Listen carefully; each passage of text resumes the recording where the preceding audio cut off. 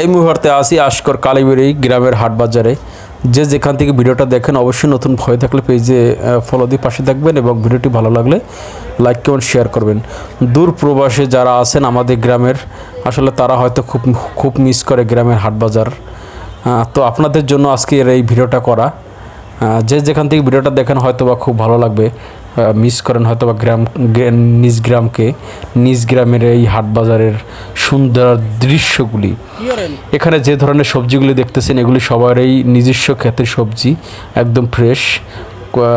ডাঁটা শাক বর্তমানে খুবই জনপ্রিয় একটি ডাঁটা শাক, কচুরলতি ডিমি শাক, যেটা ছোটোবেলায় খেয়ে খুব মজা পেতাম।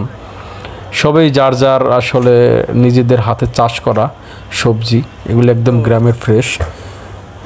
আমাদের বাবুদা হাটের ইজারাদার। তো ভিডিওটি কেমন লাগে অবশ্যই কমেন্ট করে জানাবেন।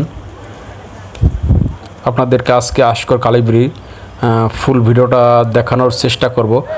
ভিডিওটার মধ্যে হয়তো আপনাদের অনেক পরিচিত মানুষজন থাকতে পারে, হয়তো দেখে ভালো লাগবে। পুঁই শাক একদম ফ্রেশ, মিষ্টি কুমার ক্ষেতের কাঁচকলা, ভেন্ডি, পুঁই শাক, বেল। বর্তমানে বেলটা খুব ভালো, আসলে বেলের এই রোজার সময় প্রচুর দাম ছিল। তো আমি কিছু বেল ঢাকা গ্রামে থেকে নিয়ে আসছিলাম খাওয়ার জন্য, কারণ বেলটা খাওয়া শরীরের জন্য অনেকটা উপকার, সেটা হয়তো আপনারা জানেন। বেশিরভাগ সকালে যদি খালি পেটে শরবত করে খেতে পারে তাহলে তো আর কথাই নেই। এগুলি একদম নিজেদের ক্ষেতের মুরগি, দেশি মুরগি, খেলে তো মাথা নষ্ট হয়ে যাবে। এগুলি তরমুজ, এই তরমুজগুলি সম্ভবত পটুয়াখালীর তরমুজগুলি পটুয়াখালী, আর বাংড়িগুলি আমাদের পাশের উজিরপুরে হয়ে থাকে। তো আমি একটা তরমুজ কেনার জন্য পাশের একটা দোকানে দরদাম করেছিলাম। তো একটা তরমুজ 300 টাকা না 350 টাকা যিনি বলছিলাম, তো তরমুজটা দেয় নাই। পরবর্তীতে আমি তরমুজ নিই, কারণ আমি তরমুজ কিনলেই আমি ধরা খাই। তো সেই জন্য আসলে তরমুজটা লাস্টে নেই। তো আমাদের এক আঙ্কেল চলে গেল। এই খাবারগুলি আসলে ছোটোবেলা খুব প্রচুর খেতাম। আমাদের একজন ডাক্তার দাদা পলাশ অধিকারী, তো এই দোকান থেকে আমি আসলে দেখছিলাম, এখানে যে কলাগুলো দেখেন একদম গ্রামের দেশীয় কলা, সবরি কলা, এগুলি একদম ফ্রেশ, এগুলিতে কোনো ভেজাল নেই। আর এই তরমুজ আমি আসলে দরদাম করেছিলাম, কিন্তু তরমুজ দেয় নাই। এই ফলগুলি আসলে আমাদের দেশীয় ফল না, এগুলি হয়তো বাহিরের দেশের ফল। সো এগুলি বিক্রি করা হয়। এখানে যে বাংলা ফুডগুলি দেখছেন, এই ফুডগুলি হয়তো আমাদের পাশের গ্রামের উজিরপুরের ভিতরে পড়ছে। আর এই কলাগুলি দেশি কলা। ভিডিওটা মাঝে মাঝে একটু বাজে বুঝলাম না কি সমস্যা।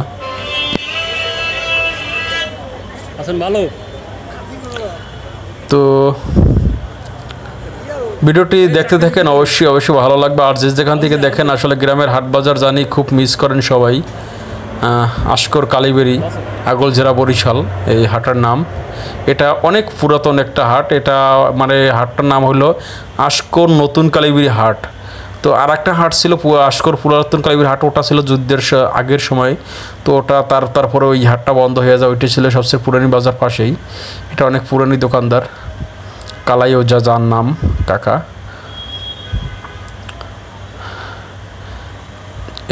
এটা হয়েছে মানে আগে এই রোডের পর দিয়ে হাটগুলি বসতো। এটা হয়েছে আমাদের মতিদাদার পান, যে একবার না খায় সে হারায় জ্ঞান।